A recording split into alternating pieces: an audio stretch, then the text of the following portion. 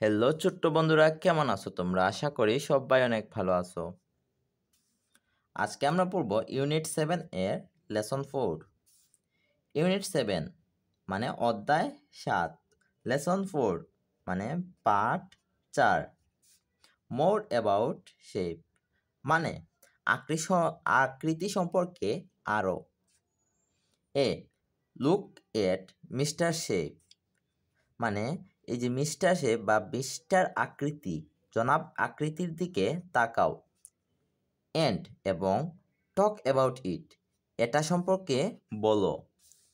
Why the picture is called Mister Shape কেন এই ছবিকে জনাব আকৃতি বলা হয়? এইটাকে কেন জনাব আকৃতি বলা হয়? কারণ এইটা বিভিন্ন আকৃতি দিয়ে তৈরি। যেমন ধরো, এর হাত দেখো গোল, বৃত্ত বৃত্ত, এই দেখো এর বডি দেখো, এটা হলো স্কয়ার, এটা হলো রেক্ট্যাঙ্গেল, এটা হলো ট্রায়াঙ্গেল বা ত্রিভুজ। এর প্রত্যেকটা জিনিস কি দিয়ে? আকৃতি দিয়ে তৈরি। মিস্টার শেপ মানে জনাব আকৃতি। আই এম মিস্টার শেপ, আমি জনাব আকৃতি। লুক এট মি, আমার দিকে তাকাও। I have circles, squares, triangles and rectangles, আমার কাছে আছে বৃত্ত, বর্গক্ষেত্র, ত্রিভুজ এবং আয়তক্ষেত্র। as many as there could be, আরও অনেক কিছু আছে। my eyes are round, আমার চোখগুলি হলো গোল। and so is my face, এবং আমার মুখটিও হলো গোল। my body is square, আমার দেহ হলো বর্গক্ষেত্র।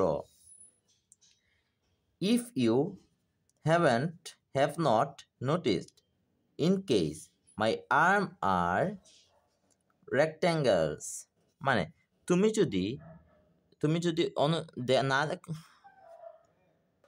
তুমি যদি লক্ষ্য না করো তাহলে আমার হাতগুলো হলো আয়তক্ষেত্র। and এবং so are my legs, এবং আমার পাগুলিও। my hands are circles, মানে আমার হাতগুলি হলো বৃত্ত। and my feet are triangles, you see, তুমি দেখো আমার পাগুলি হলো ত্রিভুজ। নাও এখন, ক্যান ইউ কালার মি, তুমি কি আমাকে রং করতে পারো? Be look at Mister Shape মানে জনাব আকৃতির দিকে তাকাও। কাউন্ট দ্য ডিফারেন্ট শেপস, বিভিন্ন আকৃতি গণনা করো, বিভিন্ন ধরনের আকৃতি গণনা করো। অ্যান্ড এবং রাইট লিখো, মিস্টার শেপ হ্যাজ, জনাব আকৃতির আছে কয়টা সার্কেল? এখানে একটা, দুইটা, তিনটা, চারটা, মানে 4 সার্কেলস মানে 4টা বৃত্ত। স্কোয়ারস একটা, দুইটা, তিনটা। 3 স্কোয়ারস মানে 3টা বর্গক্ষেত্র। একটা, দুইটা, তিনটা। 3 ট্রায়াঙ্গেলস। রেক্ট্যাঙ্গেল মানে আয়তক্ষেত্র, একটা, দুইটা, তিনটা, চারটা। 4 রেক্ট্যাঙ্গেলস মানে 4টা আয়তক্ষেত্র। সি প্রজেক্ট ওয়ার্ক মানে প্রকল্প। Make a grand clock with paper, একটি বড় ঘড়ি বানাও পেপার দিয়ে, কাগজ দিয়ে।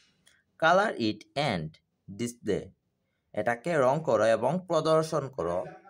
It on the wall of your classroom, তোমার শ্রেণীকক্ষে দেয়ালে প্রদর্শন করো।